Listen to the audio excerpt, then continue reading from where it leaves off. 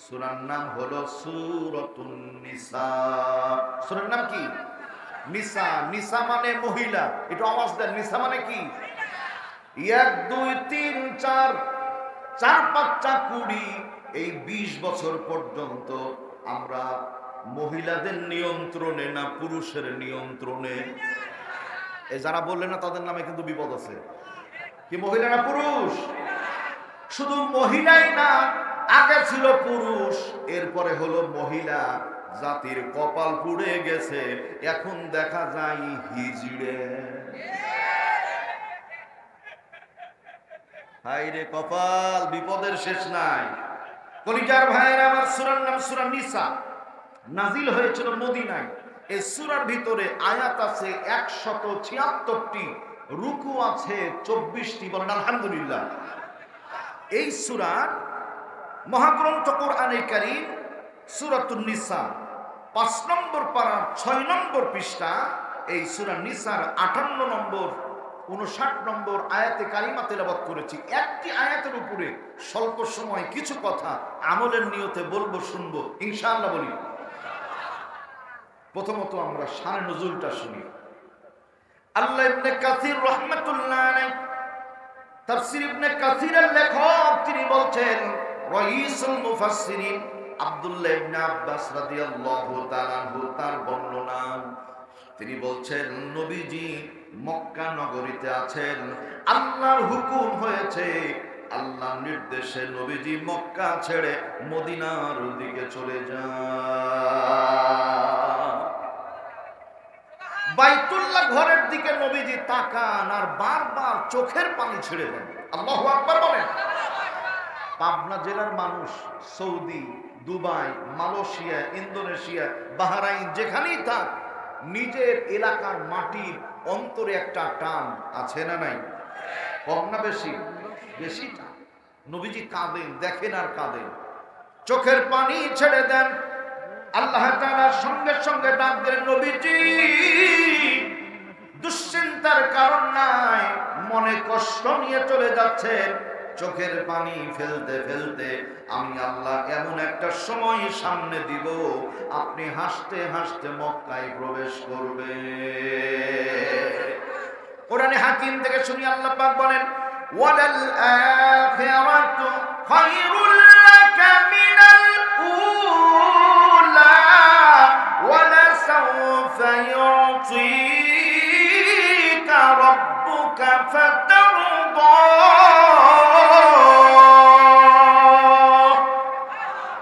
নবী হে, আপনার প্রথম জীবনের চাইতে পরের জীবনটা খয়র হবে, উত্তম হবে।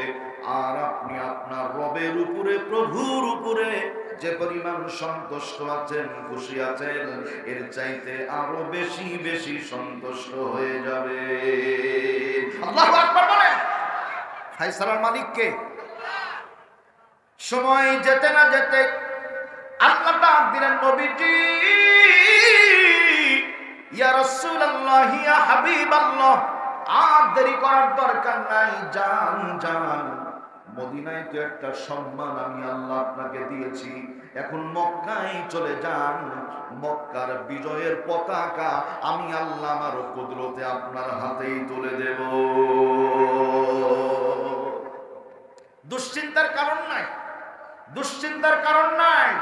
একদিন নয়, 2 দিন নয়, 9 মাস পর্যন্ত সংগ্রাম করে বাংলার লাল সবুজের পতাকা আমরা যেমন ছিনিয়ে এনেছি, আজ হোক কাল হোক বাংলাদেশের ইসলামের কালেমার পতাকা উড়বেই উড়বে, কেউ রক্ষা করতে পারবে না, পারবে না, পারবে না।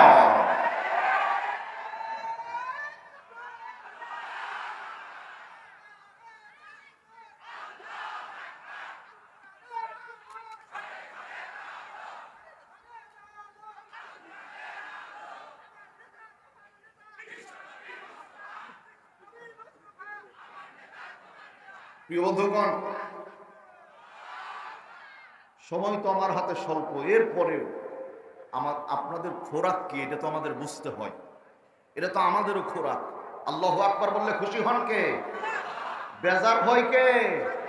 বেজার হয় শয়তান। কাজে আল্লাহকে খুশি করব, শয়তানকে বেজার করব। জাবান আছে যতদিন আল্লাহর নাম উচ্চারণ হবে ততদিন ইনশাআল্লাহ। সম্মানিত ভাইয়েরা আমার, এখন আসেন নবীজি মক্কা বিজয় হয়ে গেল। ঘটনা বলা, শানে নজুল লম্বা করা মূল উদ্দেশ্য না, কারণ তাফসীর আছে সামনে। এবার আল্লাহ রাব্বুল আলামিন হাবিব বাইতুল্লাহর সামনে দাঁড়িয়ে আছেন। বাইতুল্লাহ তালা লাগানো আছে, তালা লাগানো আছে। নবীজি ডাক দিলেন, চাবি কার কাছে? একজন ব্যক্তি জানিয়ে দিল, বাইতুল্লাহর চাবি যার কাছে আছে তিনি হলেন ওসমান ইবনে তালহা, তার হাতে চাবি আছে। নবীজি বললেন, ডেকে নিয়ে আসো ওসমান ইবনে তালহা। নবীজির সামনে আসার পরে যখন সমস্ত কুশল বিনিময় শেষ হয়ে গেল, ইন দ্য মিন টাইম নবীজি বলছেন, ওসমান ইবনে তালহা, তোমার কাছে কি বাইতুল্লাহর চাবি? বলে হ্যাঁ। তাহলে দেরি করো না, চাবিটা দাও। নবীজি চাবি হাতে নিলেন। মজার ব্যাপার দেখেন, চাবি হাতে নেওয়ার পরে আব্বাস রাদিয়াল্লাহু আনহু তিনি বলছেন, ইয়া রাসূলুল্লাহ, ইয়া হাবিবাল্লাহ, হুজুর চাবিটা আমার হাতে দেন। আলী রাদিয়াল্লাহু আনহু তিনি বলছেন, হুজুর চাবিটা আমাকে দেন। তাহলে চাবি হলো একটা, চাবির মালিক ছিলেন ওসমান ইবনে তালহা। এখন চাবি চাই হযরতে আব্বাস, হযরতে আলী রাদিয়াল্লাহু আনহুমা, দুইজন চাবি চায়। সর্বনাশ করেছে। সমস্যা আছে না নাই? চাবি চাওয়ার কারণ কি? চাবি চাওয়ার কারণ হলো মক্কা, মদিনা এই জায়গাগুলিতে হাজীদের খেদমত করে যারা, বড় সম্মানিত হয়ে যায় তারা। হযরত আব্বাস ডাক দিয়ে বলেন, নবীজি যদি আমাদের হাতে বাইতুল্লাহর চাবি দেন, হাজীদেরকে জমজমের পানি পান করাবো, খেজুর খাওয়াবো, মেহমানদারি করব। আল্লাহ রাব্বুল আলামিন সম্মান আর ইজ্জতের বরকত আমাদের বাড়িয়ে দিবে। সুবহানাল্লাহ। নিয়ত ভালো, নিয়ত ভালো, কিন্তু চাবি হলো একটা, দাবিদার তিনজন। ফাইসালার দরকার আছে না নাই? কলিজার ভাইয়েরা আমার, নবী করিম সাল্লাল্লাহু আলাইহি ওয়াসাল্লাম নিশ্চুপ ইন দ্য মিন টাইম আল্লাহ তাআলা ডাক দিলেন, জিবরাইল, ও জিবরাইল, যাও যাও, আমার নবীর হাতে চাবি। এই চাবি ছিল ওসমান ইবনে তালহার হাতে। চাবি চাই আব্বাস, চাবি চাই আলী, আমার রাসূলকে জানিয়ে দাও চাবি কারো হাতে যাবে না, ওসমান ইবনে তালহার হাতেই যেন নবীজি চাবি ফিরিয়ে দেন। জোরে বলা যাবে কি আলহামদুলিল্লাহ। ওহী নাজিল হয়ে গেল। জিবরাইল আলাইহিস সালাম ডাক দেন, হুজুর তাহলে দেরি করেন না, ওহীটা এখন নিয়ে নেন। বলে হ্যাঁ, শুরু করে দেন। ইন্নাল্লাহা ইয়া'মুরুকুম আন তু'আদ্দুল আমানাত।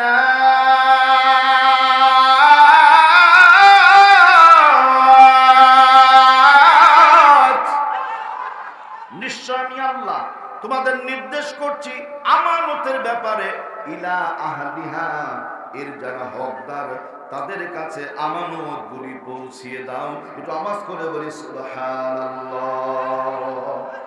আমার কাছে আপনাদের 10,000 টাকা আছে, 3 বছরের জন্য সময় নিয়ে রেখেছেন। 1,000 টাকার নোটগুলি ছিল।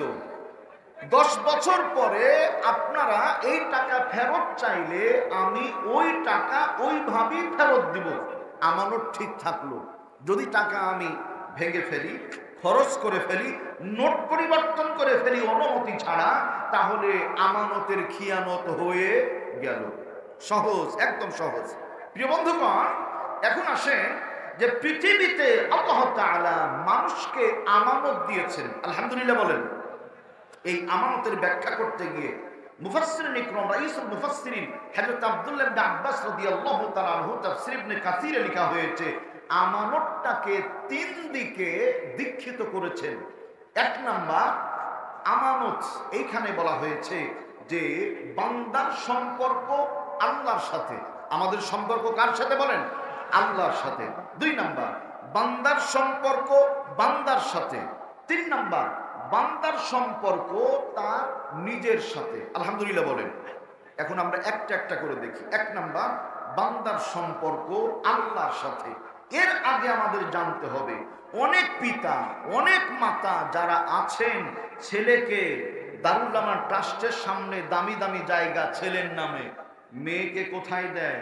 মেয়েকে দেয় ওই যে বুনাইনগর ফরিদপুরের যে বিল আছে, ওই বিলে সবচাইতে খারাপ জায়গাটা মেয়েকে। কি এমন দু চারটে পিতার সমাজে আছে না নাই? ছেলেকে খাসির কলিজা আর মেয়ের জন্য পুরাতন ওই কম দামি সিলভার কাপ একটা মাছ। এই যে দ্বৈত নীতি, এটাই হলো আমানতের খিয়ানত করা। সন্তান ছেলে হলেও আপনার, মেয়ে হলেও আপনার। সুতরাং ছেলেকে যত সুন্দর দিবে মেয়েকেও সুন্দর দিতে হবে। নির্দেশ কার? এইভাবে না, আরো বড় নির্দেশ কার? ও মানে পুরুষ মানুষ আছি তো, অনেকের তো এই রোগ আছে, হুজুর আমার আব্বা তো আমাকে ভালোটাই দিয়েছেন, বোনকে খারাপটা দিয়েছেন, কাজেই আপনি জোরে বলেন আমরা বলবো না। এমন প্লেয়ার কিন্তু আছে, যে কথা বলে না বুঝবেন ওনার মধ্যে এই ভেজাল লুকিয়ে আছে। সম্মানিত ভাইয়েরা আমার, তাহলে প্রথম বিষয় বান্দার সম্পর্ক। আওয়াজ করে বলবেন কার সাথে? আওয়াজ করে বলবেন আমাদের সৃষ্টি করেছেন কে?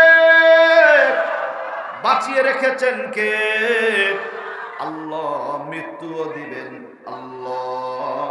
দুনিয়ার মানুষের বাঁচানো মারার কোনো ক্ষমতা নাই। যদি তাই হয় বলবেন নির্দেশ মানব কার? আলা লাহুল খালকু ওয়াল আমরু তাবারাকাল্লাহু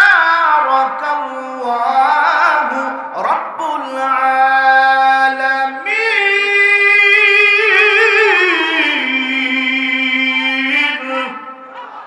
সৃষ্টি যার, নির্দেশ মানতে হবে তার। আল্লাহ ছাড়া কারো হুকুম মানা যাবে না। একটু বুঝলে আওয়াজ করে বলেন কথা ঠিক কিনা? নির্দেশ মানবো কার? মক্কার মদিনায় আল্লাহর তিনটা নির্দেশ চালু আছে, তিনটা। এক নাম্বার, মক্কা মদিনায় রাস্তার ডান পাশ দিয়ে চলতে হয়। আলহামদুলিল্লাহ বলেন। মুসলমানের দৈনন্দিন জীবনে সুন্নাত হলো প্রতিটা কাজ ডান দিক থেকে ডান হাত দিয়ে আরম্ভ করা। আবার বলছি, প্রতিটা কাজ ডান দিক থেকে ডান হাত দিয়ে আরম্ভ করা। আর ভালো কাজের শুরুতে বিসমিল্লাহ বলা। বলেন সুবহানাল্লাহ। ডান দিক দিয়ে চলার কারণে মক্কা এবং মদিনায় হাজার হাজার লক্ষ লক্ষ গাড়ি চলে। গাড়ির গতি 100-র উপরে 150 পর্যন্ত।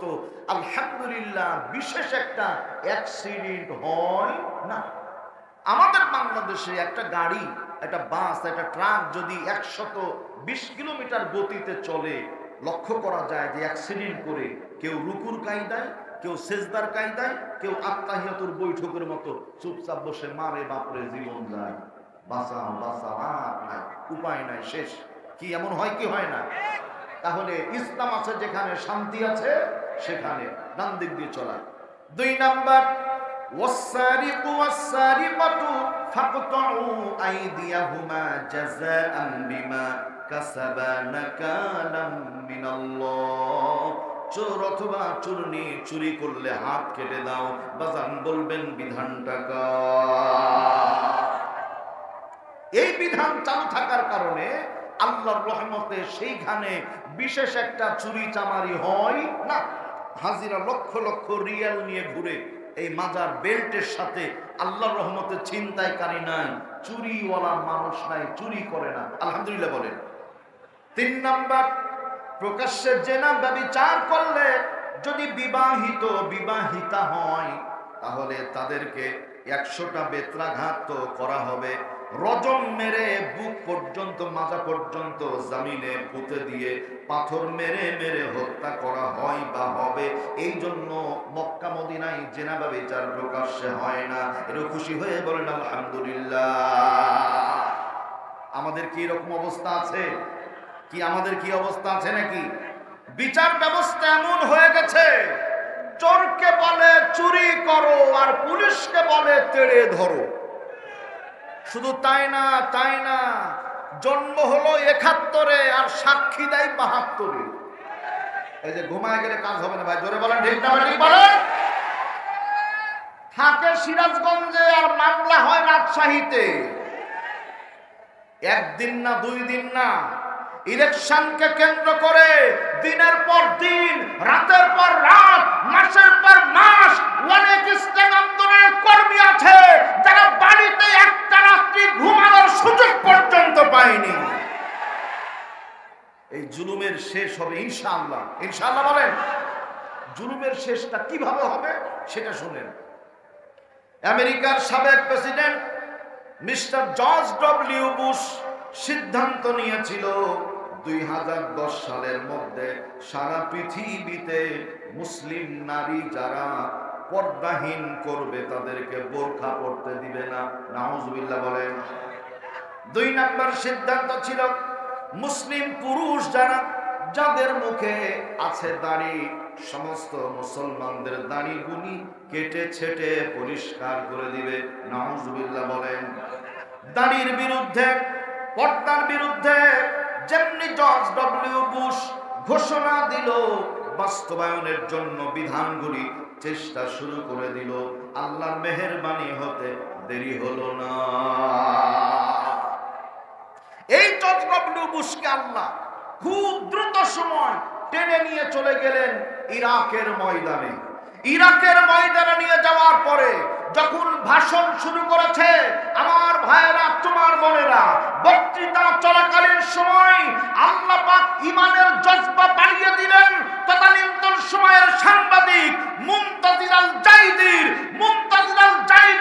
2 পা থেকে 2টা জুতা খুলে নিয়ে জর্জ ডব্লিউ বুশের গালে এমন জুতার বাড়ি মারল, ডব্লিউ বুশ আর ক্ষমতায় থাকতে পারে নাই।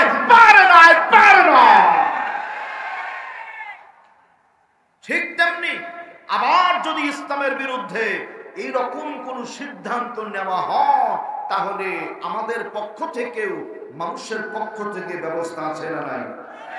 আছে ইনশাআল্লাহ। কামকুদা পয়েন্ট মানে দিন ভালো না, সময় খারাপ, ভাব ভালো না, লক্ষণ খারাপ, মাহফিল এখানে মোটে হয় না, তারপরে আবার বহু ভয়ে হবে কি হবে না, হবে কি হবে না। শুরু হয়েছে, হবে ইনশাআল্লাহ। চালু করেছেন কে? আল্লাহ। দরদের ভাইয়েরা আমার, এখন আসেন তাহলে বান্দার সম্পর্ক আল্লাহর সাথে।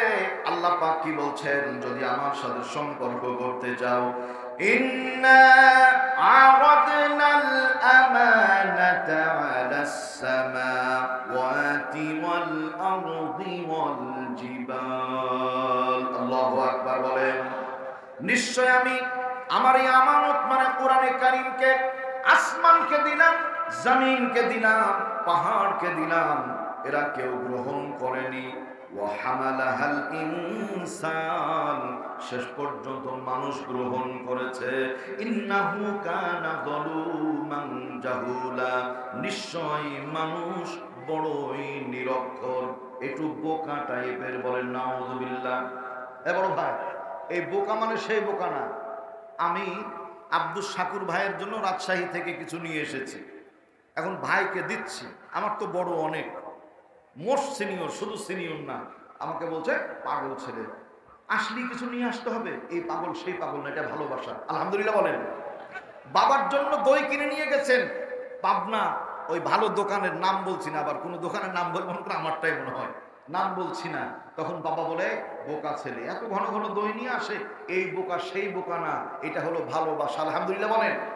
এই ভালোবাসা মানে হলো পৃথিবীর কেউ গ্রহণ করেনি, মানুষ গ্রহণ করেছে। সুতরাং দুনিয়ার সমস্ত কিছুর চাইতে মানুষের সম্মান আমার আল্লাহর দরবারে অনেক অনেক অনেক গুণে বেশি। সুবহানাল্লাহ ওয়া বিহামদিহি। কি আমাদের সম্মান আল্লাহর দরবারে কম না বেশি? বেশি। এখন আসেন, এরপরে আল্লাহ পাক বলছেন, শোনো, আমানত কোরআনে কারীম কেমন আমানত এইটা। মার্কিন সাংবাদিক, নাম হলো মিসেস আমিনা ইয়াসিলিমি। যদি মা বোন থাকেন তারাও ভালো করে শোনেন, নাম আর একবার বলছি, মিসেস আমিনা ইয়াসিলিমি, মার্কিন সাংবাদিক। এসেছে ইরানে, আসার পরে মুসলমানদেরকে খ্রিস্টান ধর্ম শোনায়, বই পুস্তক হাতে তুলে দেয়, একদিন 2 দিন করে বইগুলি তুলে দেয়। মুসলিম মেয়ে যারা, তারা কি করবে? ওরা প্রথমত ইসলাম শিক্ষা বইটা আমিনা ইয়াসিলিমির হাতে তুলে দেয়। 5 স্টার হোটেলে চলে গেল, রাত্রি গভীর, বিছানায় ঘুমিয়ে আছে, চোখে ঘুম আসে না, জ্ঞান পিপাসু আমিনা সিলিমি দেরি না করে বিছানা থেকে উঠে গেল। উঠার পরে এবার বইটা হাতে নিয়ে পড়া শুরু করলো। যত পড়ে ততই মনে শান্তি পেয়ে যায়। পরের দিন আবার গেছে। মুসলিম মহিলা যারা বিশ্ববিদ্যালয়ে পড়ে, যারা ইরানের মধ্যে, ইরানে যাওয়ার পরে মেয়েদেরকে এবার খ্রিস্টান ধর্মের বাইবেলটা ধরিয়ে দিয়েছে, দেখো পড়ো, আমাদের ধর্মীয় পুস্তক কত সুন্দর। মুসলিম মহিলারা চিন্তা করে একে তো আর এমনি এমনি হোমিও ডোজ দিলে হবে না, এখন অ্যান্টিবায়োটিক দেওয়ার দরকার আছে না। অ্যান্টিবায়োটিক হিসাবে আল্লাহর কোরআনে হাকিমটা হাতে তুলে দিয়েছে, সুবহানাল্লাহ বলেন।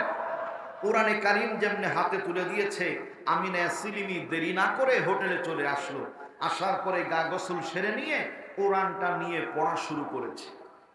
আল্লাহর কোরআনে কারীম যখন তেলাওয়াত করে, প্রথমেই তো লেখা আছে যালিকাল কিতাবু লা রাইবা ফি, no doubt, no wrong, this is the holy কোরআন।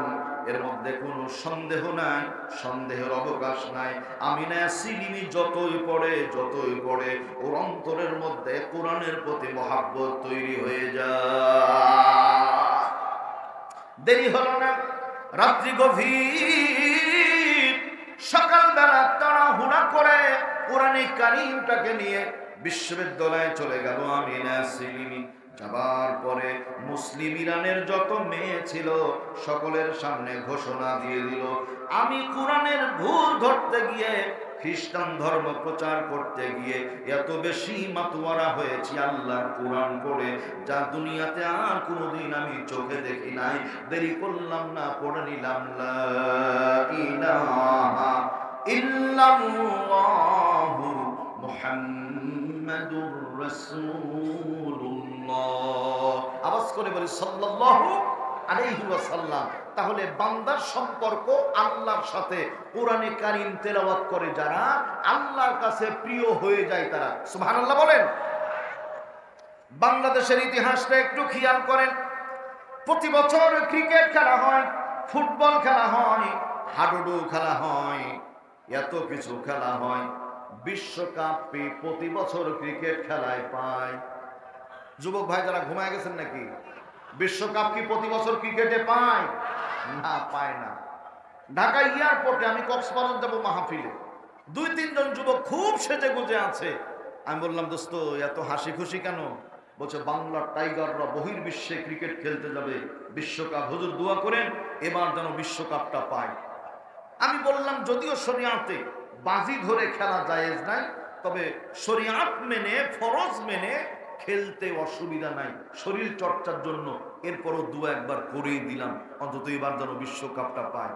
কয়েকদিন পরে ফিরছি, যুবক 3 জন বসে আছে গালে হাত দিয়ে। সালাম দিয়ে বললাম, ভাইজান খেলার খবর কি? বলছে, হুজুর এমন হারা হেরেছে, লজ্জায় মুখ দেখানোর কোনো উপায় না। স্পেশাল বিমান, বলছে বিমান ভেয়ানালায় চড়তে নিবে না। হুজুর কথা বলেন না, চুপচাপ চলে যান, মেজাজ খারাপ। আমার ভাইয়েরা, এটা গেল নেগেটিভ। পজিটিভ শুনেন। গোটা বিশ্বের মানচিত্রে সব চাইতে যেই দেশে বেশি মসজিদ পাওয়া যায় ওই দেশের নাম হলো বাংলাদেশ। বলেন আলহামদুলিল্লাহ। গোটা দুনিয়ার ভেতরে সব চাইতে যেই দেশে বেশি মাদ্রাসা পাওয়া যায় ওই দেশের নাম হলো বাংলাদেশ। বলেন আলহামদুলিল্লাহ। সারা পৃথিবীর মানচিত্রে সবচাইতে যে দেশে বেশি আলেম উলামা পাওয়া যায় ওই দেশের নাম হলো বাংলাদেশ। বলেন আলহামদুলিল্লাহ।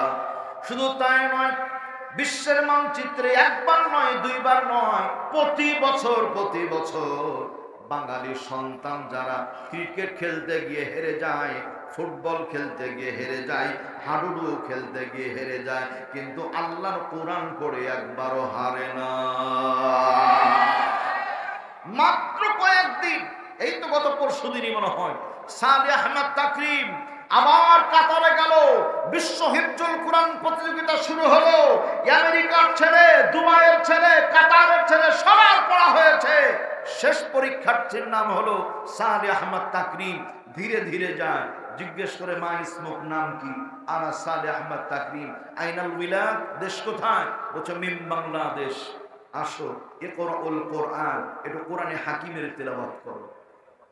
আল্লাহর গোলাম দেরি করে নাই, দেরি না করে কোরআনে হাকিমের তেলাওয়াত যেমনি শুরু করে দিয়েছে, ইতিহাস তালাশ করে পাওয়া যায় বিচারক মণ্ডলী চেয়ার ছেড়ে দাঁড়িয়ে গেছে, আল্লাহু আকবার, আল্লাহু আকবার, আল্লাহু আকবার চিৎকার মেরে বলছে, আবার গোটা বিশ্বের দরবারে বাংলাদেশ চ্যাম্পিয়ন হয়ে গেল। একটু খুশি হয়ে বলা যাবে কি আলহামদুলিল্লাহ। ঢাকা বিশ্ববিদ্যালয়ে ভর্তি পরীক্ষা হলো, সবচাইতে যেই ছেলেটা বেশি নাম্বার পেয়েছে ওইটা হলো মাদ্রাসার ছাত্র। আলহামদুলিল্লাহ বলেন। টেক্সটাইল ভোকেশনালে পরীক্ষা হয়েছে, সর্বোচ্চ নাম্বার যে ছেলেটা পেয়েছে ওইটাও মাদ্রাসার ছাত্র। বলেন আলহামদুলিল্লাহ। 800 নাম্বারের মধ্যে 797 নাম্বার পেয়ে যে মেয়েটা বাংলাদেশে পাস হয়েছে, নাম হলো সাদিয়া, ওই মেয়েটা মাদ্রাসার ছাত্রী। বলেন আলহামদুলিল্লাহ। 2 in 1 মাদ্রাসা হলো 2 in 1। এখানে পড়লে সব কিছু হয়। কলেজ বিশ্ববিদ্যালয়ে পড়লে নতুন করে আরবি আবার শিখতে হয়। তার মানে ওইটা শুধু 1 আর এটা 2 in 1। তাহলে অন্যান্য শিক্ষার চাইতে ইসলাম শিক্ষা, মাদ্রাসা শিক্ষার দরকার আছে না নাই? এই মাদ্রাসা শিক্ষার সাথে সম্পৃক্ত হবেন, যারা আল্লাহর সাথে বান্দার সম্পর্ক গড়বেন তারা। আল্লাহ তৌফিক দান করেন, আল্লাহুম্মা আমিন বলেন। এরপর আল্লাহ পাক বলেন, ওয়ালা তাখুনু আমানাতিকুম, তোমরা আমানতের খিয়ানত করো না, আমানতের খিয়ানত করো না। বন্ধু, আমানতের খিয়ানতকারী সমাজে আছে না? উত্তরবঙ্গে মাহফিলে গেলাম, মঞ্চে চলে আসছে, হুজুর হুজুর কি হয়েছে ভাই, একটু সুযোগ দেন। মানে মালখোর যারা গলা মোটা হয় তাদের মাউথ পিস ছেড়ে দিলাম, মাউথ পিস নিয়ে বলছে আউযু বিল্লাহির রহমানির রহিম, বিসমিল্লাহি মিনাশ শাইতানির রাজিম। মুসলমান ভাইদের প্রতি নমস্কার, হিন্দু ভাইদের প্রতি আসসালামু আলাইকুম ওয়া রাহমাতুল্লাহ। এখন আমরা ভাই বক্তা মানুষ, আমাদের তো এমনি বিপদ, হাসতে পারি না, ওই টিস্যু দিয়ে মুখ জড়িয়ে ধরে হাসতে, জোরে হাসলেও তো বিপদ। এখানেই শেষ না, মঞ্চ থেকে নেমে যাওয়ার পরে এবার স্ত্রীর ঘরের দিকে যায়, বাড়ির দিকে যায়। আল্লাহর কি মেহেরবানি, মানে মালখোর যারা তাদের বর্ণনা বলছি আপনাদের। যেতে যেতে স্ত্রীর ঘর ডান দিকে, গরুর গোয়াল বাম দিকে। আল্লাহর কি ইচ্ছা, ডান দিকে যাওয়া বাদ দিয়ে গরুর গোয়ালের মধ্যে চলে গেছে। গরুর গোয়ালে যাওয়ার পরে গরুর লেজ ধরে বলছে, ময়নার মা, এ ময়নার মা, প্রতিদিন তোর চুলে 2টা বেনি দেখি, চুলের বেনি একটা কেন শোনা? কি পাবনার ভাইরা চুলের বেনি বুঝেন তো? ও কি চুলের বেনি ধরেছে? কি ধরেছে? গরুর লেজ ধরেছে। গরু তো কথা বলে না, রাগ করেছো, সোনা দানা যা চাও তাই দেবো, বল চুলের বেনি একটা কেন? ময়নার মা কথা বলে না। শেষ পর্যন্ত জোরে করে লেজ ধরে যেমনি ঝাঁকি দিয়ে বলছে, বল চুলের বেনি একটা কেন? গরু চিন্তা করে, এই মুহূর্তে একটু আদর না করলে পরে আর সুযোগ নাও পেতে পারি। দেরি না করে বাম পাটা উঁচু করে ঠাস করে প্রার্থনা দিয়েছে। মাত্র 5 হাত দূরে গিয়ে পড়েছে। পড়ার পরে ধুলোবালি ঝাড়ার পরে বলছে, মানির মান আল্লাহ রাখে, গরু তুমি মেরেছো, আমি মার খেয়েছি, আমি কোনোদিন কাউকে বলবো না, তুমিও কাউকে বলো না ভাই। এমন 2-4টা সমাজে লোক আছে না নাই? এই যে কয়দিন আগে চলে গেল 27শে জানুয়ারি, বরিশালে একজন ব্যক্তি রাস্তা দিয়ে হাঁটে, নির্বাচনের প্রচারণা, একজন মুরব্বী দেখে অন্ধকারের মধ্যে দাঁড়িয়ে, আসসালামু আলাইকুম, জবাব দেয় না, আসসালামু আলাইকুম, জবাব দেয় না, আসসালামু আলাইকুম, জবাব দেয় না।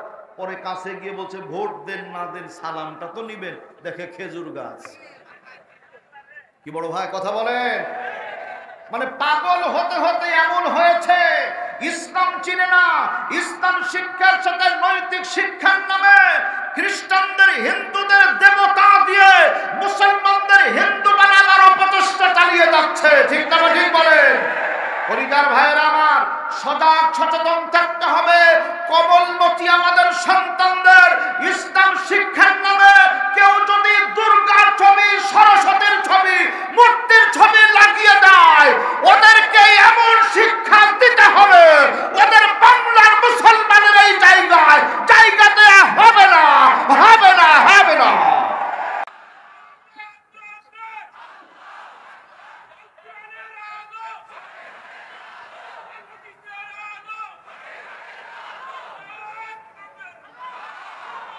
আজকে ইসলাম শিক্ষা নিয়ে এমন তালবাহানা শুরু হয়েছে, আমি শুধু বোঝানোর জন্য বলছি আপনাদের। বাজান খেয়াল করেন, গাছের উপরটা ঠিকই আছে, গোড়াটা কেটে দেওয়া হয়েছে। কথা কি বুঝেন আমার? গাছের গোড়া কেটে আগায় পানি ঢাললে কাজ হবে? এই জন্য আমরা বলি চুপ করে থাক ধোঁকাবাজ, তোদের চোখে নাহি লাজ। গোড়া কেটে আগায় ঢালো পানি, আর কতকাল করবি রে শয়তানি। মানে শয়তানি করতে করতে এমন এক পর্যায়ে দিন প্রেমে ব্যর্থ হয় না, আর তিনি কেউ না। কোরআনে কারীম থেকে শুনি, ওয়াল্লাযীনা আমানু আশাদ্দু হুব্বান লিল্লাহ।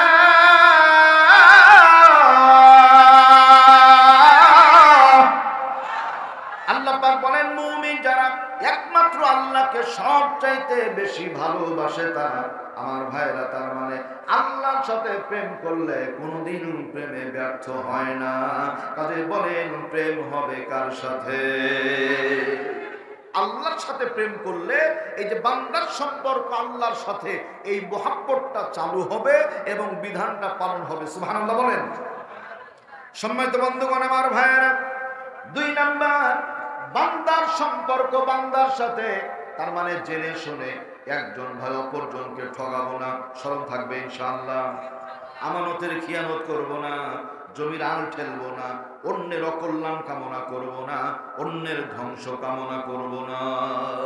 কিন্তু দুঃখজনক ব্যাপার, আজকে ইমাম সাহেব যারা আছেন মুসল্লিদের জন্য 5 ওয়াক্ত করেন কল্যাণ কামনা, আর এই মুসল্লিরাই মসজিদ থেকে বের হয়ে চায়ের দোকানে হুজুরদের করে সমালোচনা। মানে আমাদের পক্ষে তো এই জন্য জোরে বলবেন না, আমার জানা আছে। আর একটু জোরে বলে ঠিক তবে ঠিক বলেন। সম্মানিত ভাইয়ের আমার, তাহলে বান্দার সম্পর্ক বান্দার সাথে।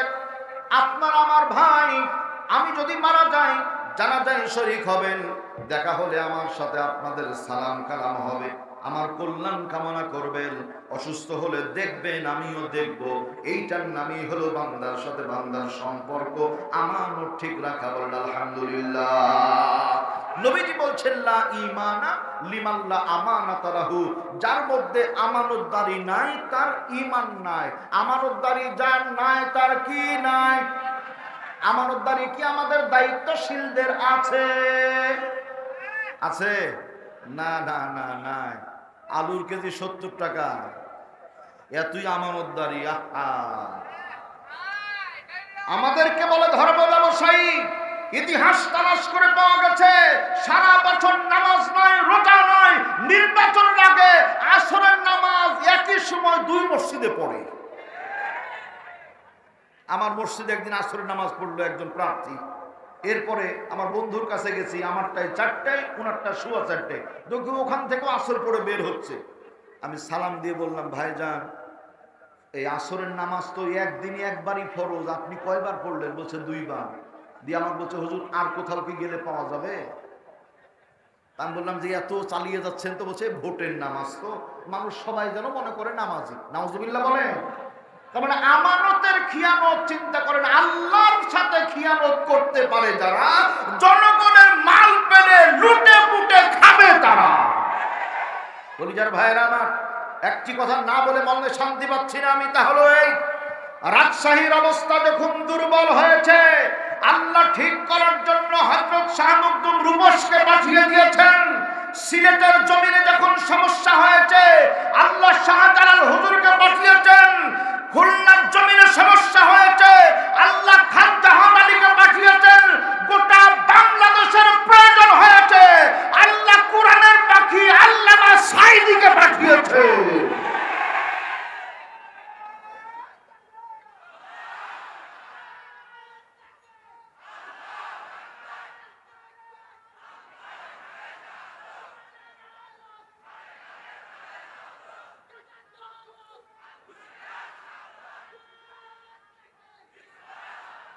প্রিয় ভাইরা আমার, আমাদের বিশাল এক আমানত, আর পাবো না, আর পাবো না।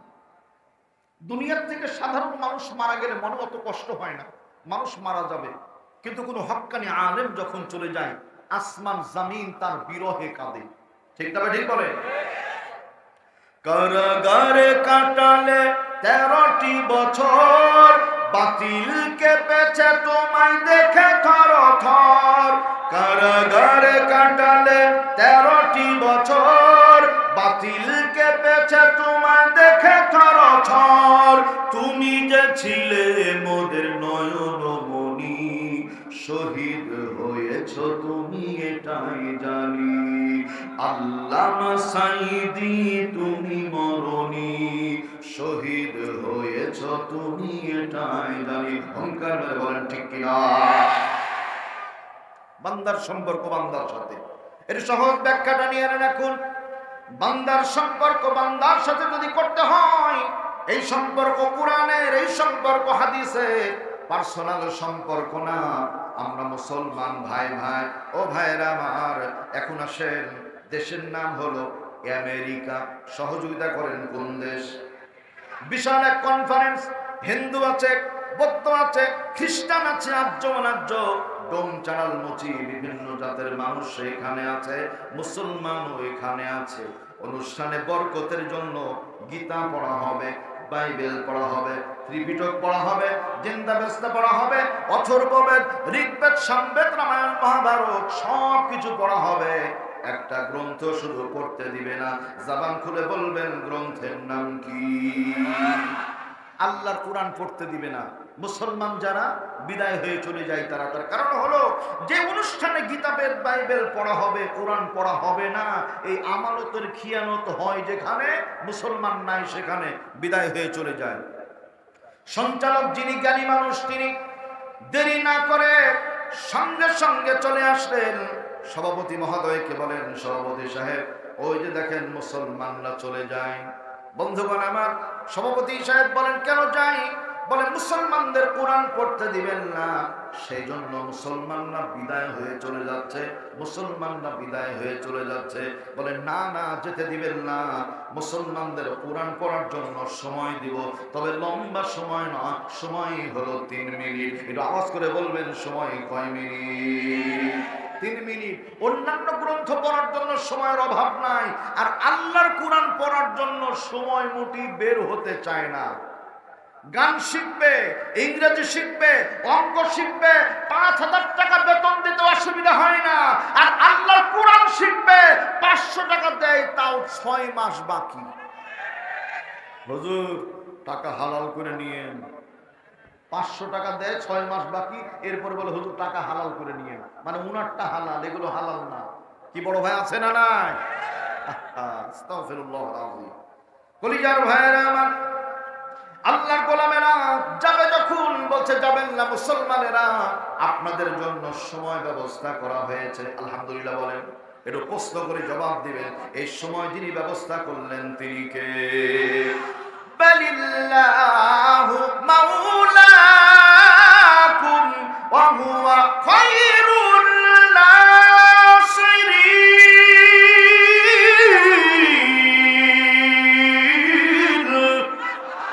বরং তিনি তোমাদের মালিক, তিনি তোমাদের আল্লাহ, আর আল্লাহ উত্তম সাহায্যকারী। বড় ভাই, দরগা, দুর্গা, খাজা বাবা, এ বাবা, ও বাবা, কেউ সহযোগিতা করতে পারে না।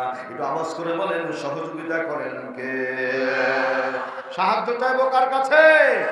আল্লাহর কাছে। যদিও আমাদের কোনো দায়িত্বশীল বলে, মা দুর্গা গজে চড়ে আসার কারণে এবার ফল ফসল ভালো হয়েছে। উনি আবার তাহাজ্জুদ পড়েন, ফজরের পরে কোরআনও তেলাওয়াত করেন। সারা রাত্রি ধরে মাছ মারলাম, ঝুড়ির তলা ফুটা, সকালে যেমন মাছ পাওয়া যাবে না, হাজার হজ করে তাহাজ্জুদ গুজার হয়ে কোরআন তেলাওয়াত করে, দুর্গায় কোনো মুসলমান যদি বিশ্বাস করে, ওটা মুসলমান হতে পারে না, পারে না, পারে না। কলিজার বন্ধুরা আমার, পরিবেশ এমন হয়ে গেছে আস্তে আস্তে যে আমাদেরকে খুব সুকৌশলে, সূক্ষ্ম চক্রান্তের মাধ্যমে মুসলমানের ঘর থেকে ইহুদি খ্রিস্টান বানাবার একটা অপচেষ্টা চলছে। এর মধ্যে শিক্ষা ব্যবস্থা এমন করে দেওয়া হয়েছে, আগে কোরআন তেলাওয়াত করলে 50 নাম্বার পাওয়া যেত, এখন একটা পেঁপে, একটা মূর্তি, একটা হাতি, একটা ঘোড়া একটু এঁকে দিলি 50 নাম্বার পাওয়া যায়। এই দিয়ে জাতির কোনো কল্যাণ হবে না। একটু অনুরোধ করব, সারা বাংলাদেশের মধ্যে 560-এর অধিক মডেল মসজিদ নির্মাণ করা হয়েছে। ইসলামী গবেষণারও জায়গা রাখা হয়েছে। এই গবেষণা সত্যি যদি বাস্তবায়ন করতে চায়, তাহলে মুসলমানদের ইসলাম শিক্ষার সাথে মূর্তি পূজার কোনো সম্পর্ক রাখা যাবে না। যদি রাখা হয় তাহলে আমরা ধরেই নিব কাউকে খুশি করার চেষ্টা করা হচ্ছে। আর এই চেষ্টা করার কারণে কিন্তু সারা রাত্রি মাছ মেরে ঝুলির তলা না থাকলে যেমন মাছ বাড়িতে যাবে না, হাজার নেকির কাজ করে গেলেও আল্লাহর কাছে জান্নাত পাওয়া যাবে না। ভাইরা আমার, এবার গীতা বেদ বাইবেল পড়ার জন্য ডাকা হলো। গীতা বেদ বাইবেল পড়া হয়ে গেল। সর্বশেষ যিনি তেলাওয়াত করবেন মুসলমানদের সন্তান, আল্লাহর বান্দার নামের ব্যাপারে জিজ্ঞেস করে সঞ্চালক, কে পড়বে? কে বলছে, আমাদের ভিতরে একজন কারি সাহেব আছেন, মিশরের প্রখ্যাত কারি আব্দুল বাসিত ইবনে আব্দুস সামাদ। একটু খুশি হয়ে বলেন আলহামদুলিল্লাহ। Please come here, sit down and sit, look me, you have only 3 minutes। সময় মাত্র 3 মিনিট দিলাম, এর চাইতে বেশি করতে পারবেন না, কারণ বহু ধর্মের লোক আছে, তাদেরও তো প্রয়োজন আছে। বলে অসুবিধা নাই, মুসলমান যারা বিবেকবান তারা একটু সময় দেন, দেখেন আল্লাহর ফায়সালা হলে এর ভেতরও হয়ে যেতে পারে। আল্লাহর গোলামেরা, কারি আব্দুল বাসিত মঞ্চে বসা, নজর করে দেখে খ্রিস্টানকে বলে বন্ধু নড়াচড়া করা যাবে না, হিন্দুকে বলে ভাই হই হুল্লোড় করা যাবে না, বৌদ্ধকে বলে কোনো শব্দ করা যাবে না। কেন? হাজার প্রশ্নের এক জবাব। ভিন্ন ধর্মের মানুষ হওয়ার কারণে আল্লাহর কোরআন কোনদিন শুনি নাই। আজকে যখন আল্লাহর কোরআন শোনার সুযোগ পেয়েছি, জানতে পেরেছি কোরআনে নাকি আল্লাহ রব্বুল আলামিন মধু ঢেলে রেখেছে। এই কোরআন শুনে আমরা আমাদের অন্তরে প্রশান্তি দিতে চাই। তার মানে মাছ যেমন পানি ছাড়া বাঁচে না, মুসলমান মুমিন তেমন আল্লাহর কোরআন না শুনলে, না বললে, কোরআনের আন্দোলন না করলে শান্তি পেতে পারে না। নিশ্চুপ, সকলেই নিশ্চুপ বসে আছে, সময় কিন্তু বেশি নেই। ইন দা মিন টাইম হঠাৎ করে জানিয়ে দেওয়া হচ্ছে, লুকমি তাকান, সময় কিন্তু 3 মিনিট। আল্লাহর গোলাম বলে অসুবিধা নাই। মঞ্চে বসার পরে মাথাটা উঁচু করে দিয়েছে, ডাক দেন রব্বুল আলামিন, আল্লাহ আমি তোমার গোলাম, পৃথিবীর বিভিন্ন জায়গায় কোরআন হাকিমের তেলাওয়াত করেছি, তোমার কাছে তেমন কিছুই চাই না, তেমন কিছুই চাই না। আজকে দুইটা জিনিস চাই। 1 নাম্বার, আল্লাহ দয়া করে মায়া করে যখন আমি কোরআনে হাকিমের তেলাওয়াত করব, এই সময়টাকে লম্বা করে টান মেরে 3 মিনিটের পরিবর্তে তুমি 30 মিনিট বানিয়ে দিও। আল্লাহর সেই ক্ষমতা আছে না নাই? ইন্নাল্লাহা আলা কুল্লি শাইইন কাদির।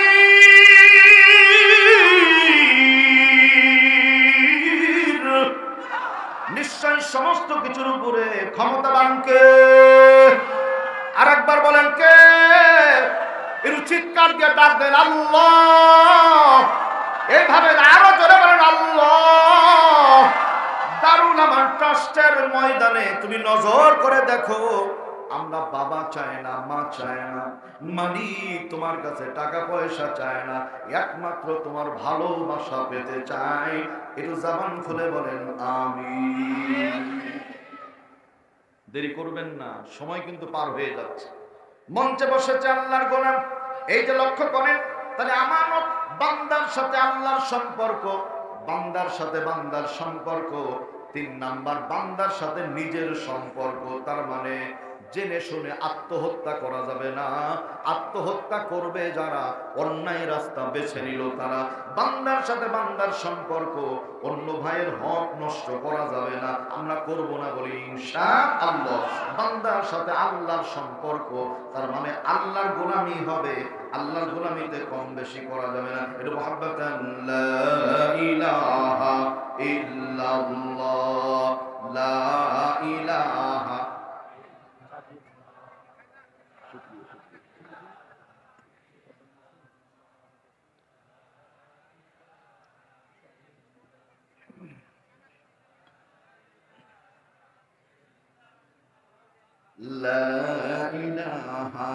ইল্লাল্লাহ সুবহানাল্লাহ আলহামদুলিল্লাহ লা ইলাহা।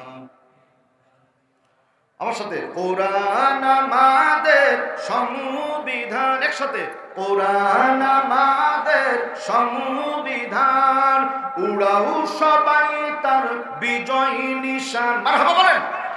কোরআন আমাদের সংবিধান, উড়াও সবাই তার বিজয় নিশান, নেতা আমাদের রাসূলুল্লাহ লা ইলাহা ইল্লাল্লাহ লা ইলাহা ইল্লাল্লাহ মুহাম্মাদুর রাসূলুল্লাহ। একসাথে বলেন সাল্লাল্লাহু আলাইহি ওয়াসাল্লাম। বাজান আপনাদের কষ্ট দিচ্ছি না তো? লক্ষ্য করেন, কাম টু দা পয়েন্ট। আল্লাহর গোলাম মঞ্চে বসা, আওয়াজ করে বলবেন সময় কয় মিনিট। সাহায্য চাই কার কাছে? আল্লাহর কাছে। মঞ্চে বসার পরে এবার আস্তে আস্তে প্রস্তুতি নেই, প্রস্তুতি নেই। একটু আমার সাথে সবাই পড়বেন, আউযু বিল্লাহি মিনাশ শাইতানির রাজীম, বিসমিল্লাহির রাহমানির রাহিম। কারি সাহেবদের নিঃশ্বাস অনেক লম্বা। বর্তমান বিশ্বে কারি ঈদি শাবান, আল্লাহু আকবার, এত লম্বা নিঃশ্বাস, এক নিঃশ্বাসে সূরা দোহা তেলাওয়াত করে শেষ করে দেন। সুবহানাল্লাহ ওয়া বিহামদিহি। আল্লাহর গোলাম আউযু বিল্লাহ পড়তে 1 মিনিট চলে গেছে, বিসমিল্লাহ পড়তে আর 1 মিনিট চলে গেল। এখন বাকি আছে কয় মিনিট?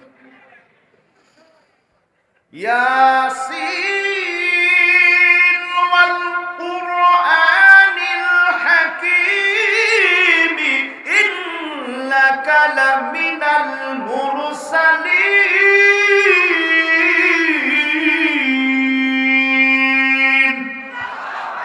ইয়াসিন বলে যেমনি টান দিয়েছে, হাজার হাজার কাফের বেঈমানগুলি দাঁড়িয়ে গেল, চিৎকার দেয় কারি আব্দুল বাসের, আল্লাহর কোরআন ভিন্ন ধর্মের মানুষ হওয়ার কারণে কোনদিন শুনি নাই, আজকে শোনার পরে এত বেশি মজা পেয়েছি, এত মজা পেয়েছি। আল্লাহর কোরআনের তেলাওয়াত বন্ধ করা যাবে না, চলতেই থাকবে, চলতেই থাকবে, চলতেই থাকবে। এর চিৎকার মেরে আল্লাহু আকবার। লম্বা সময় পর্যন্ত কোরআনে হাকিমের তেলাওয়াত চলে। হাজার হাজার কাফের বেঈমানগুলি কোরআনের জন্য হাত তুলে সারেন্ডার করে নিয়েছে, সারেন্ডার করে নিয়েছে। এটা আওয়াজ করে বলেন আলহামদুলিল্লাহ।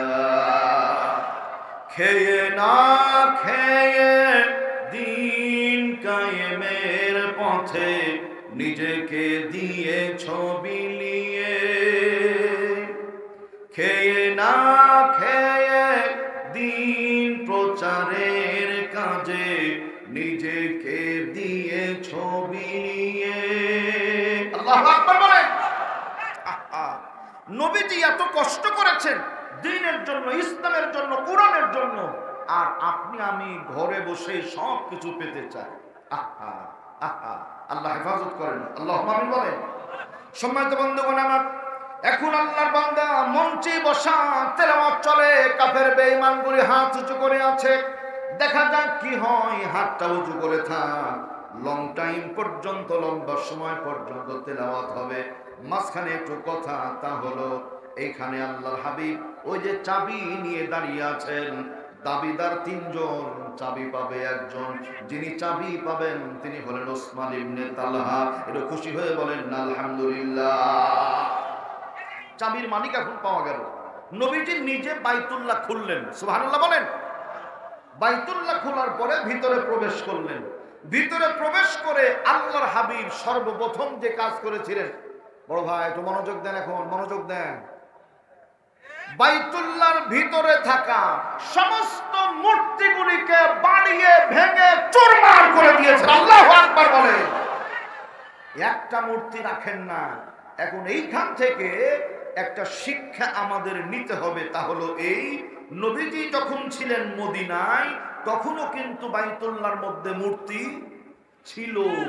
নবীজি যখন মদিনায় ছিলেন বাইতুল্লাহর ভিতরে মূর্তি ছিল, নবীজি সেই আগে ভাঙা শুরু করেননি।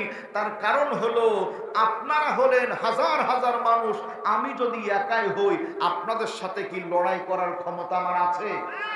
ওই মুহূর্তে নবীজি যেই কর্মসূচি পালন করেছেন, ইসলামী আন্দোলনের প্রতিটা ভাইয়ের জন্য আমার এই পরামর্শ, আমি সহ এই মুহূর্তে দাওয়াতি কাজকে বাড়িয়ে দিতে হবে। ইসলামী আন্দোলনের কর্মী বাড়াবার জন্য পকেটের পয়সা খরচ করে একটু চা খাওয়ান, একটু মিষ্টি খাওয়ান, একটু পান খাওয়ান, গল্প করেন, সময় দেন। সময় ব্যয় করে আস্তে আস্তে ভাই যখন আমার পক্ষে, এক ভাই, দুই ভাই, তিন ভাই করতে করতে মানুষের সংখ্যা যখন বেড়ে যাবে, নবীজির যেমন মদিনায় মুসলমানের সংখ্যা বেড়ে গেল, নবীজি মক্কায় এখন এসেছেন, এখন আর একা না, এখন অসংখ্য মুসলিম তার সাথে। আল্লাহ পাক বলেছেন আর দেরি করার দরকার নাই, ওয়াজতানিবুত তাগুত, এই তাগুতকে, আল্লাহদ্রোহী শক্তিকে বাইতুল্লাহর ভিতরে আর রাখা যাবে না। নবী দেরি না করে ভেঙে চুরমার করেছেন।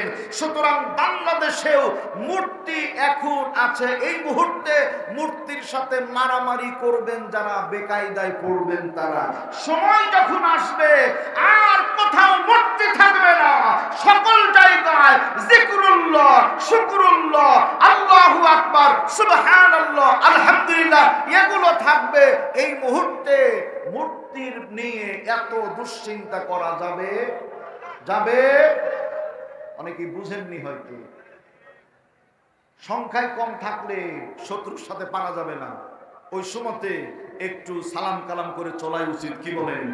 সময় যখন আসবে ইনশাআল্লাহ, ইনশাআল্লাহ, ইনশাআল্লাহ ওই সময় একটা মূর্তি থাকবে না। এখন তো বাংলাদেশে দেখা যায়, ওই দেখবেন দারুল আমান ট্রাস্টের সামনে মাছ মাংসে আদা, তেলের সেরা দাদা, সয়াবিন তেলের দেখা যায়।